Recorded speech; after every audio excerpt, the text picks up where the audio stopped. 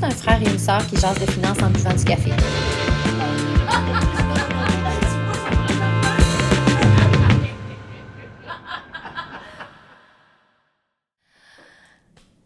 Bonjour mon frère. Salut, ça va? Oui, très bien. Je suis contente d'être là encore cette semaine. Ben oui. Alors, cette semaine, quand on a discuté du thème, là, tu m'as dit que tu voulais parler de l'évaluation pour les nuls. Oui. Qu'est-ce que c'est ça? De quoi tu veux me dire? Ben, j'ai choisi d'appeler ça pour les nuls parce que ça réfère à une série de livres que je pense qui sont bien connus par des gens. Très, là. oui, absolument. Puis c'est un format qui se veut une série de livres qui sont des livres d'initiation. C'est ça, c'est Ouais. ça. Donc, quand on veut commencer, on part à la base de dire « je connais rien là-dedans Ouais, ». Donc, enseigne-moi les premiers rudiments. Et on a appelé cette série-là pour les nuls. Ouais. Donc, je me suis dit que comme mon Tu objectif... t'es inspiré de ça. Carrément. Donc, comme mon objectif ce soir était d'enseigner vraiment des petits concepts de base au niveau de l'évaluation. L'évaluation, qu'est-ce que tu veux dire? Bien, l'évaluation d'un prix à payer, puis l'évaluation de combien ça vaut un actif. Oh, wow, OK. Ben oui, hein? Donc, OK. On est concret, là.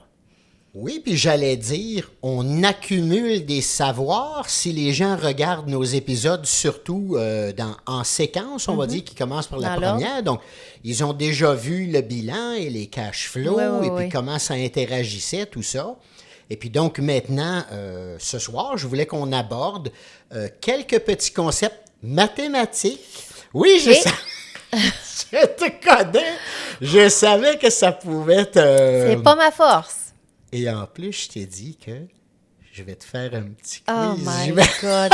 Moi, je pense que c'est ce soir que je me ridiculise. Non, mais j'ai plein d'autres forces, hein? À plein d'autres places. Oui. Oui, OK, parfait. Et n'oublie jamais une chose. Oui. Au cœur de notre podcast et au cœur de notre équipe, oui. Tu es la représentante de notre public. Yes!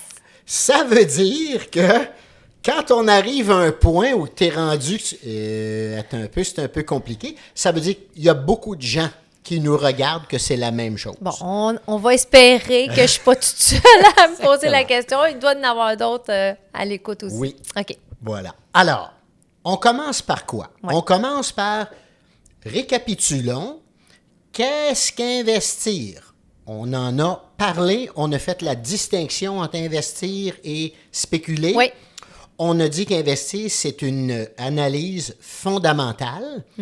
Et au cœur de la question d'investir, il y a combien d'argent est-ce que je vais recevoir dans l'avenir? Oui. Bon. Et sur la base, donc ça veut dire, ce sont les cash flows qu'on va recevoir dans l'avenir. Oui.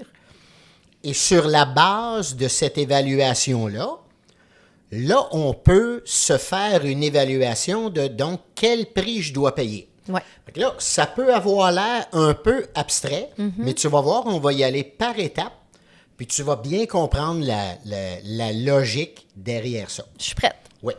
Et ça va nous mener, donc, à discuter de un concept, un ratio d'évaluation qui est important dans le domaine de la finance et de l'investissement, qui s'appelle le ratio coût-bénéfice. OK. C'est pas important que tu comprennes tout de suite ce que ça veut dire, mais on va y arriver. Et c'est un ratio qui est utile. Il n'est pas nécessairement le plus raffiné, mais il en est un qu'on peut comprendre plus intuitivement. OK. Et qui plus est, il est beaucoup utilisé aussi si on fait de la recherche, notamment dans les médias financiers, etc. C'est un ratio qui revient constamment, le coût-bénéfice. Donc, mon objectif, là, quand on va avoir terminé l'évaluation pour les nuls, c'est qu'on comprenne un peu comment se calcule un coût-bénéfice et que ça nous donne une idée de l'évaluation. Voilà. Donc, le cours, c'est le prix qu'on paye. Oui. Et le bénéfice, c'est l'argent qu'on va recevoir. OK. OK. Et là, pour simplifier, OK, c'est pas court comme dans... Non. Opposé à long, là. Non. OK. Voilà. En français, ça s'appelle un court OK. bénéfice. Comprends. En anglais, c'est un price to earnings. Ah. Fait que peut-être que c'est un peu plus Ouais, intuitif OK. que dans ce cas-ci, c'est le prix que l'on paye par OK. rapport au profit Parfait. que génère, quand on est on investit dans une business, donc ce sont les profits de l'entreprise, mais dans tous les cas, ce sont les cash flows, donc ce sont les bénéfices que l'on reçoit Oui. en détenant cet actif-là. OK. Donc là, on va y aller avec les premiers concepts et on va commencer à faire des ratios, puis on va comprendre l'évaluation, puis le taux de rendement. OK. Alors, si on commence avec un principe et qu'on dit qu'un actif que l'on détient, je pense que tu préfères toujours quand je suis dans du très concret. Oui.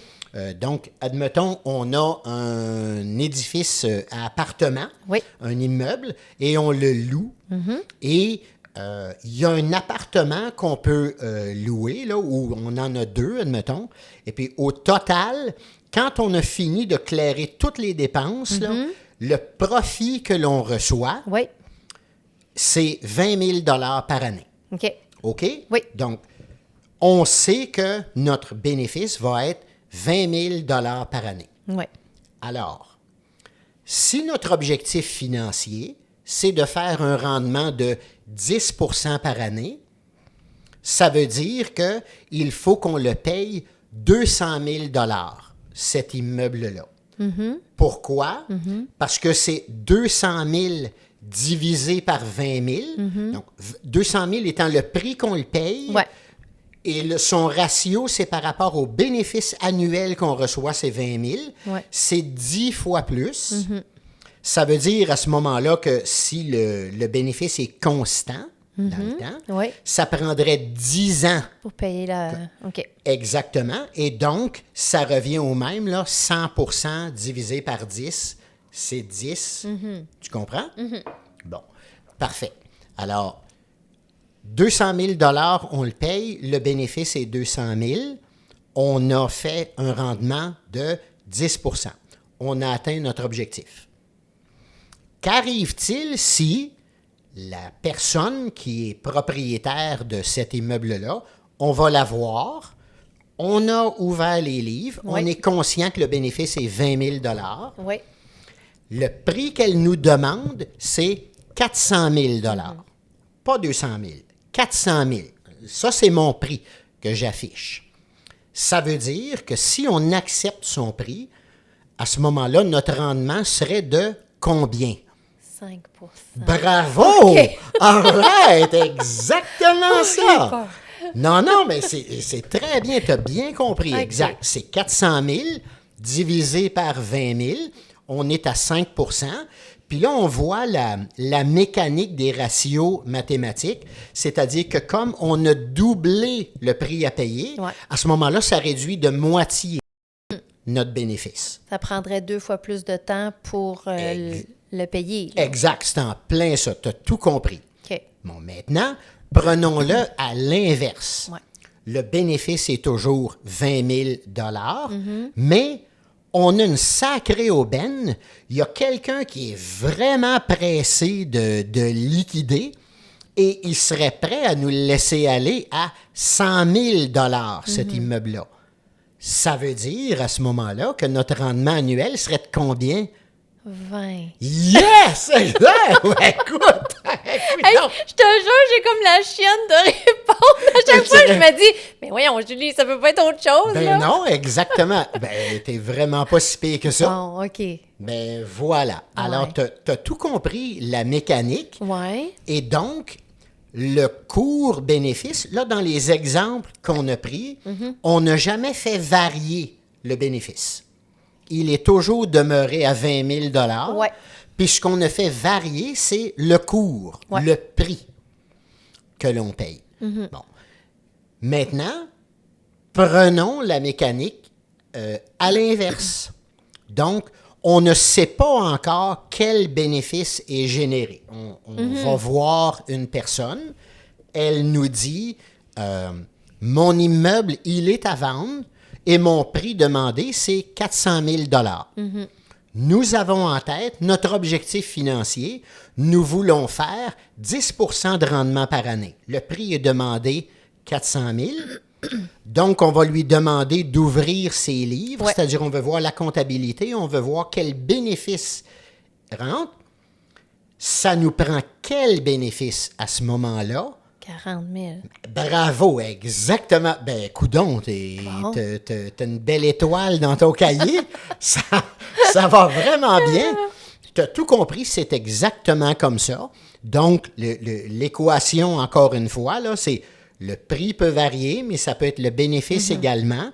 Puis c'est toujours la notion du combiné, là, de la division entre les deux. Et donc, quand tu l'as très bien compris, là, donc si on paye, par exemple, 10 fois les bénéfices, ça veut dire qu'on fait un rendement de 10 %. Si on les paye 20 fois, ça veut dire qu'on fait un rendement de 5 %. Puis par contre, si on les paye seulement que 5 fois, on fait un bénéfice de 20 %.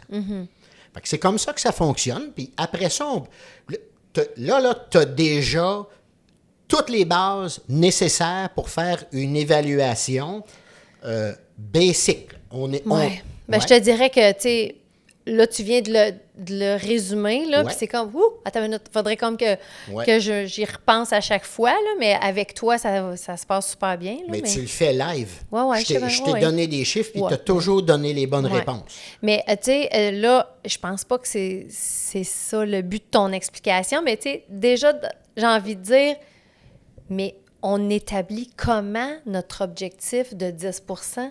Ah, ben là, ça dépend vraiment de quels sont nos objectifs dans la vie.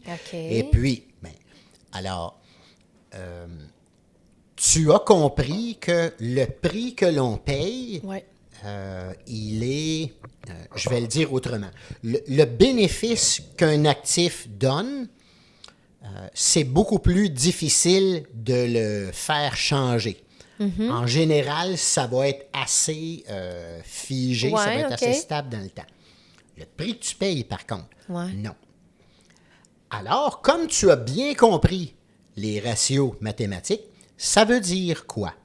Ça veut dire que, par définition, plus nos objectifs financiers sont élevés,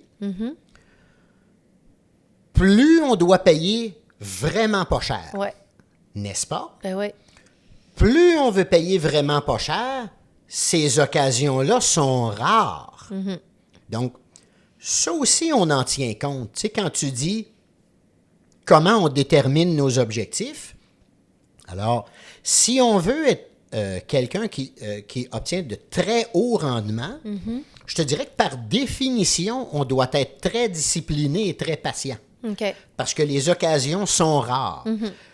Par contre, si on veut des rendements qui sont corrects, ben, à ce moment-là, souvent, les opportunités sont... il y en a beaucoup. Souvent, on part du principe que une obligation du gouvernement, donc dans notre pays, ce sont les obligations d'épargne du Canada, souvent, ça, c'est le plancher avec lequel on évalue toutes les autres opportunités. On les compare par rapport à ça. Parce qu'une obligation d'un pays comme le Canada, là, ce sont, à toute fin pratique, c'est un investissement garanti. Donc, comme il n'y a pas de risque, ça devient ton plancher. Mais tu vois, présentement, là, des obligations, c'est à peu près 3 %. C'est ça. Fait que on peut en détenir, puis ça va. Mais si on veut faire plus que 3, à ce moment-là, on doit aller chercher d'autres opportunités. Soit qu'on est toujours dans les marchés obligataires, mais qu'il y en a qui payent des taux d'intérêt plus élevés. Par exemple, des obligations d'une entreprise plutôt que d'un gouvernement. Ah, OK, je ne savais pas que ça existait. Oui, parce que des entreprises peuvent émettre des obligations, c'est-à-dire qu'elles empruntent de l'argent. Les compagnies, elles peuvent aller emprunter de l'argent dans une banque, comme toi et moi, mais elles peuvent également émettre des obligations sur les marchés obligataires.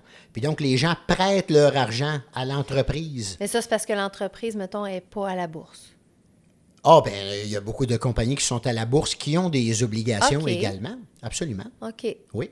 Puis pourquoi ce serait pas... Les gens n'achèteraient pas des actions, puis là, ils achètent des obligations? Parce qu'ils ne veulent pas en être propriétaires, ils veulent être prêteurs. OK. Et puis, c'est pas le même type de participation. Donc, quand on veut participer dans une entreprise, j'aime ça des fois revenir à des exemples très terre à terre, d'une PME dans notre quartier ou quoi que ce soit. On a un ami, une amie qui arrive avec une idée puis qui veut se lancer en affaires, puis qui nous en parle. Hein, c'est une bonne idée. Et demande, embarquerais-tu avec moi? Il y a deux façons qu'on peut embarquer. Fait qu'il y a la façon de, je vais être copropriétaire avec toi, je vais être co-actionnaire. Ça veut dire qu'on participe ensemble dans les profits à venir, mais on participe ensemble également dans les pertes, s'il y en a. Et si jamais un jour la compagnie ferme ses portes, tous les deux, à ce moment-là, on a la perte. Nous sommes conjointement propriétaires de l'entreprise. Il y a une autre façon de participer dans une entreprise qui est de dire à son ami, j'embarquerai pas, moi, comme actionnaire avec toi, mais j'ai de l'argent, puis si tu veux m'en emprunter, parce que tu as besoin d'un certain cash pour commencer, ça, je suis prêt à te le faire. Fait que je vais te prêter X nombre d'argent, puis ce que je te demande, c'est de me donner un taux d'intérêt de 5 La personne dit, ça a bien de l'allure, Julie, c'est parfait. Je vais prendre ça. Fait que dans toute entreprise, que ce soit une petite entreprise locale ou que ce soit une grande multinationale en bourse, c'est la même chose. Mais donc, on appelle ça des obligations parce que c'est des particuliers qui ont prêté et non pas une banque, justement. Oui, exactement. Ben, c'est un format de prêt, si on veut, qui s'appelle comme ça, une obligation. Je savais pas. C'est ça. Et donc, mais si une entreprise émet des obligations, elle doit toujours payer un taux d'intérêt qui est plus élevé que le gouvernement. OK. Parce que nous jugeons tous que c'est plus risqué avec une entreprise qu'avec le gouvernement. Ouais. Tu te rappelles notre épisode sur la dette? Oui. On a dit que les gouvernements, eux autres, peuvent c'est à l'infini. fabriquer de l'argent. Absolument. Ils peuvent en imprimer. Fait que oui, c'est moins risqué. Ben, on n'est jamais inquiet parce que le jour où le gouvernement a besoin de nous rembourser notre prêt, là, quand l'obligation arrive à terme, si jamais il manque d'argent, et ils en manquent toujours, ils impriment des nouveaux dollars, il n'y a aucun problème, ils nous remboursent. Aïe, aïe, aïe. L'entreprise, elle ne peut pas faire ça. Non, c'est ben ça. non, elle doit réellement rencontrer ses obligations financières. Donc, si on décide qu'on prête à une entreprise, et si l'obligation du Canada, par exemple, est à 3, ben on va dire d'une entreprise qu'elle doit nous payer, mettons, minimum 5. Ouais, OK. Ouais, c'est ça. OK, bon. Voilà. Attends, on était parti sur quoi, là? Ben, on a dévié, on était au départ sur les cours bénéfices. Oui, c'est ça. Mais après ça, on est revenu un peu sur de la dette. Oui. Mais donc, c'est que ta question là, qui a lancé, ce segment de discussion-là, c'est que tu me demandais, bien, comment est-ce qu'on détermine nos objectifs financiers? Et donc, ce que je te disais, c'est que, alors, si notre objectif est de faire, admettons, 5 il y a un univers de possibilités où on va rencontrer 5. Donc, on vient juste de discuter des obligations d'entreprise. Oui. Mais il y a à ce moment-là plein d'opportunités en immobilier qui peuvent nous donner 5 Qui plus est, il y a plusieurs opportunités en bourse qui peuvent rapporter 5 Écoute, il y a plusieurs entreprises qui payent un dividende de 5 Ça veut dire que le prix de l'action n'aurait même pas besoin de monter. On rencontrerait notre objectif de 5 par année seulement en recevant le dividende. Mais attends, le dividende, c'était pas juste quand la compagnie faisait des profits? Oui. Tu as dit quoi? Tu viens de dire la compagnie, elle n'a même pas besoin de... que le prix de l'action monte. Ah oui, OK. Son prix sur les marchés, là, Oui, OK, c'est pas la même chose, je comprends. il se vend aujourd'hui 50 Oui, Il n'y a oui. même pas besoin de monter. Oui. Si dans 8 ans, les gens estiment que ça vaut encore 50 c'est pas grave. On a reçu notre bénéfice qui rencontre notre objectif financier seulement avec des si dividendes. l'entreprise, elle a été rentable, C'est ça, indépendamment exactement. de son prix en C'est bourse. ça. Oui, j'ai mêlé les deux. Donc, plus nos objectifs financiers sont modestes, plus il y a un univers de possibilités. Ben oui. A contrario, Ouais. plus nous sommes très ambitieux et que nous voulons vraiment, mettons, dépasser les moyennes, si on est en bourse, par exemple, et puis qu'on se dit qu'un index sur du long terme, ça rapporte à peu près 8 Donc, 8 c'est un objectif qui est très correct. Mais si nous, on s'est donné comme objectif financier 10, 12 voire plus, il faut être conscient que les possibilités de faire ce rendement-là sont nettement diminuées. Définitivement. Ce ne sont que quelques entreprises à l'intérieur du marché boursier qui vont nous donner ça. Oui. OK, là, souviens-toi Ouais. où est-ce qu'on est rendu, là? Ouais. Je veux juste... Es-tu capable de m'expliquer, de me définir le mot index? Oui. L'index, c'est simplement de dire que ça représente un groupe d'entreprises qui sont regroupées ensemble. Ce qu'on disait l'autre fois... Oui, que ce soit le Dow Jones, Oui. le S&P 500. OK. Au Canada, c'est le TSX 60. OK. Sur C'est un regroupement. Absolument. OK, c'est ça que ça veut dire. L'objectif d'un index, c'est de ne pas choisir. Oui. C'est de dire, moi, là, je prends une micro-participation dans chacune des entreprises qui est au marché. Oui. Une autre façon de le voir, c'est de dire, moi, je veux participer à l'économie de mon pays. Warren Buffett aime bien dire ça, que si tu investis dans l'index qui est le S&P 500, il dit, dans le fond, tu investis dans l'économie américaine. OK. Au sens large. Il y a bien plus que 500 entreprises aux États-Unis. Il y en a 3000 seulement qu'en bourse. Mais son point, c'est qu'elles sont très représentatives. Donc, un index, c'est une façon très large de participer à l'économie. OK, bon. Ouais. C'est bon. Et puis donc, plus nos objectifs sont élevés, fait que si on revient avec notre exemple de départ là, qu'on a pris pour illustrer, des fois j'aime ça prendre l'immobilier parce que je pense que ça peut être plus concret pour des gens, déjà que quand on parle des entreprises, encore plus si ce sont des entreprises cotées en bourse. Si on revient à l'immobilier, Oui. eh bien, encore une fois, plus nos objectifs sont élevés, ça veut dire qu'il y a énormément d'immeubles à vendre à des prix beaucoup trop chers qui ne rencontreront pas nos objectifs. Et donc, ça peut vouloir dire qu'on attend...